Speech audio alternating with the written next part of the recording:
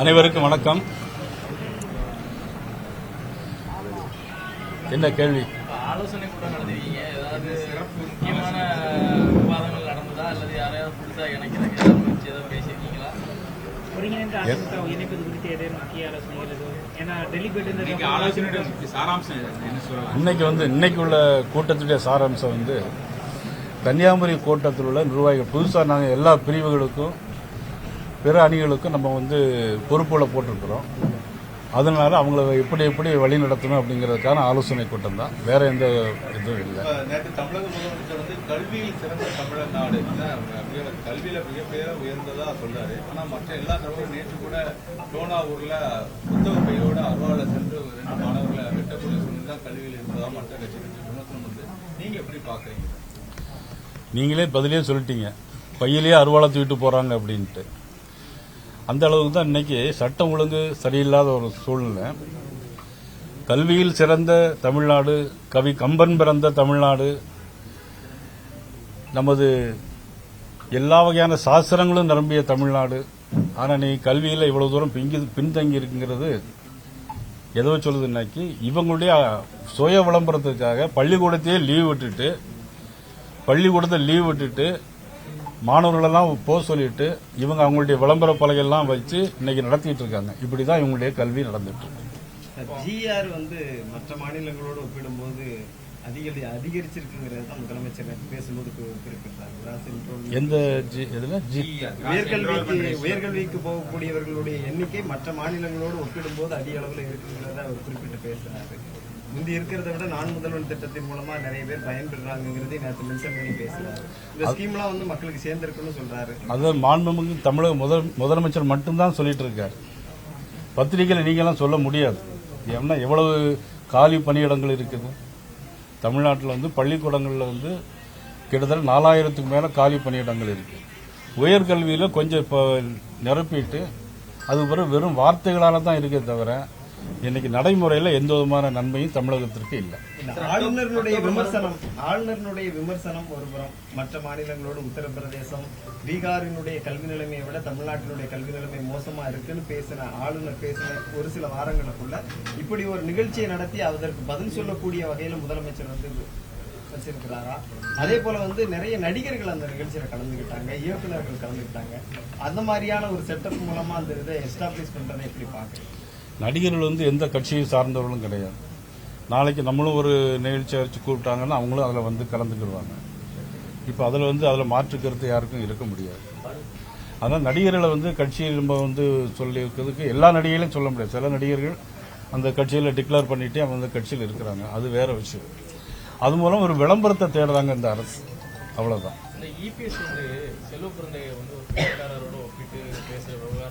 எப்படிங்க பிச்சைக்காரரோட ஒப்பிட்டு பேசக்கூடிய விவகாரம் பெருசா பேசிட்டு இருக்கு. அதை நீங்க அவர் பேசுனது அவங்க என்ன பேசுனாங்கன்னு எனக்கு தெரியாது, நீங்க அதை சொல்றீங்க. கிருஷ்ணசாமி, முன்னாள் காங்கிரஸ் கட்சி தலைவர் கிருஷ்ணசாமி அவர் பேட்டி முழுக்க எங்களை சக்கையாக பிரிந்து கொண்டு சக்கையை மட்டும் திமுக குடிக்கிறது அப்படின்னு அவர் பேசிய தொடர்பாக தான் எதிர்கட்சி தலைவர் பேசினதாகவும் அது பிறகு சர்ச்சையானதாகவும் சொல்றாங்க. காங்கிரஸோட நிலைமை இப்படிதான் இருக்கு. காமராஜர் ஆட்சி தமிழகத்தில் அமைக்க முடியாத சூழ்நிலை இருப்பது போல இருக்குன்னு சொல்றாங்க. உங்களோட பார்வை எப்படி இருக்கு? இல்ல, நிச்சயமா காங்கிரஸ் கட்சியை சேர்ந்த தலைவர்கள் யாராக இருந்தாலும் அவர்கள் தமிழ்நாட்டில் காமராஜர் ஆட்சி அமைப்போன்னு அவர்களுக்கு சொல்வதற்கு முடியுமா என்பது எனக்கு தெரியாது. நீங்க திண்டிவனத்துல அதிமுக சண்முகத்தை சந்திச்சீங்க, என்ன சிறப்பு? அதிமுகவோட எதுவும் இணைப்புகளா, கூடுதல் இணைப்புகளுக்கான முயற்சி? இதுல ஒன்றும் வியப்பு இல்லை. அது கூட்டணி கட்சி தலைவர், அது மட்டும் மதிப்புக்குரிய முன்னாள் சட்ட அமைச்சர், கல்வி அமைச்சராக இருந்தவர்கள், என்னுடைய நெருங்கிய நண்பர். நான் சென்னையிலிருந்து கார்ல திருச்சிக்கு வரும்போது அவர் வீட்டில் இருந்தாரு, சந்திச்சு பேசிட்டு வந்தோம். சிறப்பு வாய்ந்த சந்திப்புன்னு கூறப்படுது. இருக்கலாம். அண்ணாமலை டிடிவி தினகரன் இப்ப மறுபடியும் வாங்க அப்படிங்கிற மாதிரி அழைப்பு கொடுத்தான் அப்படின்னு சொல்லிருக்காரு. அவர் நிராகரிச்சிட்டார். தொடர்ந்து அவர் என்ன சொல்லியிருக்காருன்னா, இபிஎஸ் அந்த முதல்வர் வேட்பாளர்ல இருந்து எடுத்தாதான் நாங்க வருவோம் அப்படிங்கிற ஒரு நிலைப்பாடு எடுத்திருக்காரு. நீங்க அதை ஏதாவது தலைமைக்கு ஏதாவது சொல்றதுக்கு ஏதாவது வாய்ப்பு? இது ஒரு நீளமான கொஸ்டின், முடியாத கொஸ்டினா இருக்கு. விடியாத அரசு நடத்துற விடியல் அரசு மாதிரி இது ஒரு நீளமான ஒரு கேள்வியா போயிட்டே இருக்கு. அதே மாதிரி டிசம்பர் மாசம் வரைக்கும் இந்த கேள்வி போகும். டிசம்பர் மாதம் அதில் பதிவு பார்த்துருக்கோம். டிசம்பர்ல வெற்றி அடையுமா? அந்த பேச்சுவார்த்தை டிசம்பர்ல கை கூடுமா? கூட்டணிங்கிறது ஒரு பலமான கூட்டணியா இருக்கிறது மக்கள் மத்தியில பார்ப்பதற்கு ஒரு பலமான கூட்டணியா தான் தெரியுது. இதுல ஒவ்வொரு நாளும் ஒவ்வொரு பிரச்சனை அப்படிங்கிற மாதிரி இருக்கும்போது மக்கள் மத்தியில உங்களுக்கு நீங்க ஆட்சி அமைப்போங்கிறது அவங்களுக்கே ஒரு ஓட்டு உங்களுக்கு போடணுமா அப்படிங்கிற ஒரு நிலையை ஏற்படுத்தாதா? கூட்டணி மட்டும் வச்சு மக்கள் ஓட்டு போடுவாங்கன்னு சொல்ல முடியாது. ஆனால் கூட்டணியும் அவசியம். ரெண்டு விஷயமே அதில் பார்க்க வேண்டியது. இன்னொரு விஷயத்தையும் பார்க்கணும். 2001 பார்த்தீங்கன்னா பலம் வாய்ந்த கூட்டணி கலைஞர் வச்சிருந்தார். அப்போ யார் ஆட்சிக்கு வந்தாங்க? அம்மா தான் ஆட்சிக்கு வந்தாங்க. 1980 மிக பலம் வாய்ந்த கூட்டணியை வச்சிருந்தாங்க. அன்னைக்கு இருந்த மிகப்பெரிய ரெண்டு கட்சி டிஎம்கே, காங்கிரஸ். எம்ஜிஆர் சின்ன சின்ன கட்சிகளை வச்சிருந்தாங்க. புரட்சித் தலைவர் எம்ஜிஆர் அன்னைக்கு புரட்சித் தலைவர் தான் மீண்டும் 80 முதலமைச்சராக வந்தாங்க. இதை நீங்க புரிஞ்சுக்கிறீங்க. சார், அக்டோபர் மாதம் தொடங்கக்கூடிய யாத்திரையை பத்தி,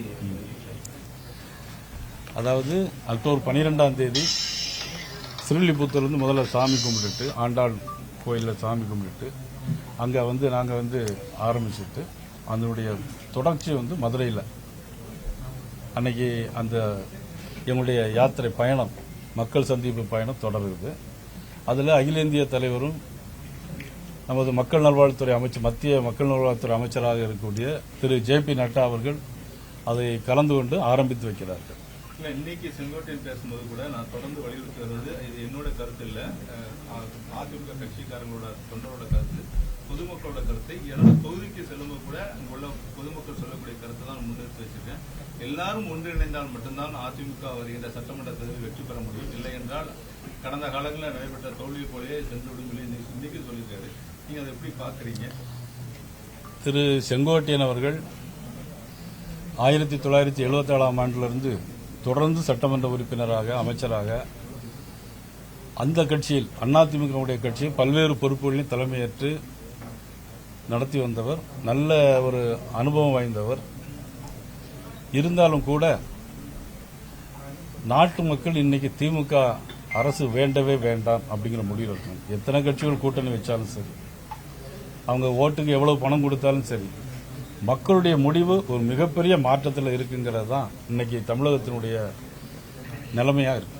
கடம்பூர் ராஜு இருக்காருல, அதிமுக கூட்டணியில கூட்டணி மாறலாம் அப்படிங்கிற மாதிரியும் தூத்துக்குடியில பேசியிருக்காரு. அப்படி அவர் பேசவே இல்லை. நான் இப்போ என்கிட்ட போன்ல பேசுறேன். நான் அந்த அர்த்தத்தில் சொல்லவே இல்லை. பிரஸ்ல மாத்தி திருச்சி சொல்றாங்க அப்படின்னு சொல்லியிருக்காரு. இப்பதான் என்கிட்ட போன்ல பேசுறேன். மாறலாம், யார் வேணாலும் கூட்டணிக்கு வரலாம், இந்த கூட்டணியும் மாறலாம். அதாவது யாரு வேண்டுமானாலும் கூட்டணிக்கு வரலாம்னு சொல்ற வார்த்தை வேறு. இப்போதற்கு கூட்டணி மாறலாம் அப்படிங்கிற மாதிரி சொன்னாரு. அது நீங்க சொல்றீங்க, அவரு சொல்லல. டிடிவி தினகரன், திருமதி சசிகலா, ஓ பன்னீர்செல்வம் இவங்கெல்லாம் ஒரு அஜெண்டா அடிப்படையில தான் அதிமுகலையோ பாஜக. எனக்கு மீடியாவை பொறுத்தவரை நீங்க எல்லாருமே ஒரு அஜெண்டாவோட இருக்கீங்கிறது எனக்கு தெரியுது. எப்படின்னா எங்கள்கிட்ட மட்டுமே கேள்விகளை கேட்கணும். நீங்க ஆளுங்கட்சி முதலமைச்சர் திரு மதிப்புக்குரிய முதலமைச்சர் ஸ்டாலின் அவர்கிட்ட போய் யாராவது ஒருத்தரும் ஸ்டாலின் சார் விஜய் சொல்ற மாதிரியா? இல்ல, அவரு நான் என்னுடைய எப்பொழுதும் நண்பர் தான். அதுல ஒண்ணு மாற்று கருத்து கிடையாது. அதனால அவரு சொல்றது வேற, நான் சொல்றது வேற. ஏற்கனவே சாருங்கிறது வேற. அண்ணா யூனிவர்சிட்டியில் நடக்கிற சார் அது வேற, அந்த சார் வேற. இப்ப நடைமுறையில் எடுத்துக்கூடிய அந்த சாரும் வேற. என்ன பொறுத்த மட்டும் இந்த ஆட்சிங்கிறது மாற்றப்பட வேண்டிய ஒண்ணு. நடுக்கல்லூர் பக்கத்துல இந்த மத மாற்றத்துக்கு வந்த நபர் தடுத்து நிறுத்தியதாக இந்து முன்னணி, பாஜக உட்பட 3 வழக்கு பதிவு பண்ணியிருக்காங்க. நம்ம முருகர் மாநாட்டில் தீர்மானத்தில் முதல் தீர்மானமே மத மாற்றத்தை எதிர்க்கிறோம் நம்ம பேசியிருந்தோம். இல்ல, அதாவது அவரவர்களுக்கு அவர்களுடைய மதம் பெரிது. அதுல யாரும் எங்கும் மாற வேண்டாம், மாற வேண்டிய அவசியமும் இருக்காது. நிறுத்தினதுக்கு 3 வழக்கு பதிவு பண்ணியிருக்காங்க. ஏடிஜிபி தான் அந்த வழக்கு பதிவு செய்ததாகவும் பிஜேபிக்காரங்க ஒரு இது அவர் பிரஷர்ல தான் 3 பேர் எஃப்ஐஆர் போட்டிருக்கதாகவும் சொல்றாங்க. டேவிட்சன், அதாவது திருப்பூர்ல நான் தேசிய கொடிய ஊர்வலத்துக்கு போகும்போது என்னுடைய சொந்தக்காரங்க 2 பேரும் டியூட்டி முடிச்சுட்டு என்னை பார்த்தாங்க. பார்த்த உடனே அங்கிருந்து மறுநாளே அங்கிருந்து அவங்க 2 பேரையும் முதல்ல வெயிட்டிங் லிஸ்ட்ல வச்சாங்க. அதுக்கப்புறம் அங்கிருந்து மெட்ராஸ்க்கு எங்கேயோ மாத்திட்டாங்க. நான் யார்கிட்டையுமே சொல்லல. அதுக்கும் காரணம் டேவிட்சன் தான் சொல்றாங்க. டேவிட்சன் தான் இப்ப சட்டம் ஒழுங்கை கெடுத்துட்டு இருக்காருன்னு மட்டும் மக்கள் மத்தியிலும் இருக்கு. அவருடைய பின்னணியில தான் எல்லாம் மது, போதை, பழக்கம் எல்லாமே நடைபெறுதுங்கிறது சொல்றாங்க. பாதிக்கப்பட்டவங்களே புகார் கொடுக்கல, போலீசார் தான் கட்டாயப்படுத்தி நிர்பந்தப்படுத்தி புகார் வாங்கியிருக்கதாகவும் சொல்றாங்க. இந்த அரசாங்கம் ஒரு சார்பு அரசாங்கமா தான் நடக்குது. இந்த அரசாங்கம் ஒரு சார்பு அரசாங்கமா தான் நடக்குது. அதனால இது வந்து ஓட்டு வங்கிக்கான ஒரு அரசாங்கம். இந்த அரசாங்கம் வெகு விரைவிலே வீழ்ந்து விடும். ஜி.கே. வாசன், தமிழக மக்கள் ஆட்சி மாற்றத்தை எதிர்பார்க்கறாங்கன்னு இப்போ தேவர்குளத்துல பேசிட்டு போயிருக்காரு உங்க நண்பர், உங்க கூட்டணியில இருக்கிறவங்க. இல்ல, உண்மைதான். அதைத்தான் நாங்களும் சொல்றோம். ஆட்சி மாற்றத்தை மக்கள் மட்டும் விரும்பல, நாங்களும் சேர்ந்தே விரும்புறோம். அதுக்கான சரியான பாக்கெட் பண்றதுக்கான சரியான வேலையை வந்து எதிர்க்கட்சிகள் செய்யல அப்படிங்கிறது அது எப்படி அவங்க சொல்ல, நாங்க வேகமா செயல்படல. ஆளுங்கட்சிக்கு வேகமா எதிர்க்கட்சிகள் சரியாக செயல்படல. ஆளுங்கட்சி எங்க செயல்படுது? ஆளுங்கட்சி எங்கேயாவது நீங்க கல்வியில் சிறந்த தமிழ்நாடுன்னு சொன்னோம். இப்ப கல்வியில எத்தனை காலி பணியிடங்கள் இருக்கு? எவ்வளவு? இல்ல மாணவர் கல்வியில கல்லூரி படிப்புல மாணவர் சேர்க்கை நீங்க நம்ம நாட்டுல, நம்ம தமிழ்நாட்டுல இதுவரைக்கும் எப்படி நடந்துட்டு இருக்கு, அதனுடைய சதவீதம் கூடி இருக்கா குறைஞ்சிருக்கா, அதைத்தான் பார்க்கணும். இல்ல, இப்ப தேர்தல் வாக்குள்ள கூட 3.5 கோடி பேருக்கு அரசு வேலை 5 ஆண்டுகளில் வழங்கப்படும் சொல்லி சொன்னாங்க. சராசரியா ஒரு ஆண்டுக்கு 70,000 பேருக்கு மேல அதுதான் அரசு வேலைகள் எதுவும் வழங்கப்பட்டிருக்கா? அதை தொடர்ந்து அவுட் சோர்சிங் முறையில இப்போ வேலைகள் எடுக்கக்கூடிய சூழ்நிலை அரசு வேலை எங்க யாரு கொடுத்துருக்காங்க? எல்லாமே கான்ட்ராக்ட் பேசிஸ்ல பண்ணிட்டு இருக்காங்க. எல்லா இடங்களிலுமே அரசாங்கம் அதை முதலே சொல்லியிருக்காங்க, நாங்க கான்ட்ராக்ட் பேஸ் தான் நடத்துவோம்னு சொல்லியிருந்தா அதுல ஒன்றும் தப்பு இல்லை. அரசு வேலையை கொடுப்போம்னு சொல்லிட்டு இப்படி ஏமாத்துறாங்களே, மக்களை ஏமாத்தி ஒரு ஓட்டு வாங்குறாங்களே, அதையெல்லாம் நீங்கள் கேள்வி கேட்காம இருக்கிறீங்களேங்கிறதா எங்களுடைய. நீங்க போய் கேட்கலாம், விடுதலை சிறுத்தைகளுக்கு மந்திரி பதவி கொடுப்பீங்களா, இல்ல காங்கிரஸ் கட்சிக்கு மந்திரியை கொடுப்பீங்களா, எத்தனை சீட்டு கொடுப்பீங்க, நீங்க எதிர்கட்சி உங்களை போய் சொல்லிட்டு இருக்காங்களா அப்படின்னு நீங்க இதுவரைக்கும் எந்த மீடியாவும் கேட்டு சொன்னது மாதிரியும் தெரியல. நாங்க பிரைம் மினிஸ்டர் பிறந்த நாளுக்கு நிறைய நலத்திட்டங்களை வழங்குறோம், மோதிரம் போடுறோம், இலவங்களுக்கு இரத்த தானே வழங்குறோம், அதெல்லாம் காட்டவே மாட்டேங்கிறீங்க. காட்ட வேண்டியதெல்லாம் உங்க கூட்டணி எப்படி ஆளுங்கட்சி வருமா, ஆளுங்கட்சி ஸ்ட்ராங்கா இருக்க, இதைத்தான் கேட்கறீங்களே தவிர நாங்க செய்யற ஏதாவது நல்ல விஷயங்களை எடுத்து போடவே மாட்டேங்கிறீங்களா? நம்ம ஆளு என்ன கேட்கறோம். கரூர்ல ஜோதிமணி எம்பி வெளிநாட்டுக்கு போயிட்டு வந்து இப்பதான் சொன்னேன்னு சொல்லி 2 நாளைக்கு முன்னாடி சொல்லியிருக்காங்க. அவர் அமைச்சர், முன்னாள் அமைச்சர் செந்தில் பாலாஜி கட்சியில இருந்தே, காங்கிரஸ் கட்சியில இருந்தே தொடர்ந்து ஆட்களை திமுக இழுத்துட்டு இருக்காரு. சரியானது இல்ல, சரியான அணுகுமுறை இல்லைன்னு குற்றம் சாட்டுறாங்க. கட்சியை விழுங்குது காங்கிரஸ் கட்சியை திமுகன்னு பார்க்கறீங்களா? உங்களுடைய பார்வை இப்பதான் கொஞ்சம் லைனுக்கு வந்திருக்கு. அதாவது பாரதிய ஜனதா கட்சி மட்டும் எல்லாரும் குறை சொல்லிட்டே இருந்தீங்க. இன்னைக்கு பீகார்ல வந்து நாங்க மெஜாரிட்டியா இருக்கோம், ஆனா முதலமைச்சர் யாரை வச்சிருக்கோம்? எங்களுக்கு கூட்டணி சார்ந்தவங்களும் முதலமைச்சரா வச்சு. ஆனா இன்னைக்கு திமுக நம்பி இருந்தா காங்கிரஸ் கட்சி இதுலயும் மோசமா தான் போயிடும்.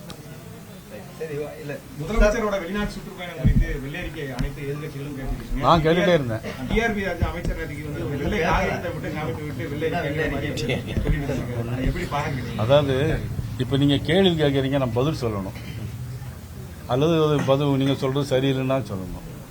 ஒரு வெள்ளை பேப்பர் காட்டுனா அப்ப எவ்வளவு அதுல அது என்ன சொல்றது எனக்கு தெரியல. எவ்வளவு கேலியும் கிண்டலுமா உங்களை பத்திரிகையாளர் மீடியாவும் எவ்வளவு இலக்காரமா நினைக்கிறாங்க அப்படிங்கறத நீங்க புரிஞ்சுக்கணும்.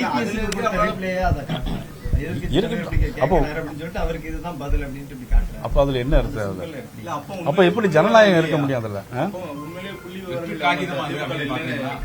திமுக எந்த விவரமுமே கிடையாது. வெற்று காகிதம்னே பாக்கல. இந்த அரசாங்கமே வெற்று காகிதம்.